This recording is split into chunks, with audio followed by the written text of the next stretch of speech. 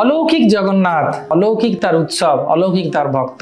একটি বিশেষ উৎসব শীতকালের দিকে, চৈত্র ওই সময় হয়ে থাকে, দমনক চুরির উৎসব। ভগবানের একজন ভক্ত ছিলেন রামচন্দ্র দেব, তার কিছু বিশেষ দমনক বলে পুষ্প গুল্ম তৈরি হয় রাজবাগানে, এবং সেটি কৃষ্ণ আর বলরাম চুরি করতে আসেন। তো সেই একই তিথিতে জগন্নাথ, বলদেব এবং সুভদ্রা এবং সুদর্শনের প্রতিনিধিত্ব করে কৃষ্ণ বলরাম তারা আসেন এবং রাত্রির অন্ধকারে সেই গুল্মলতা চুরি করেন, এবং সেই বিগ্রহ ধরা পড়ে রাজার সিপাহীরা, এবং সারা রাত সেখানে তারা অবস্থান করেন। চিন্তা করুন, যারা যে দুই ভাই জন্ম মৃত্যুর সংসার থেকে আমাদেরকে উদ্ধার করছেন, তাদেরকে নিয়ে সুন্দর লীলা হচ্ছে, যে তারা কারাগারে বন্দী থাকছে, এবং সেটা বর্ণনা করা হচ্ছে।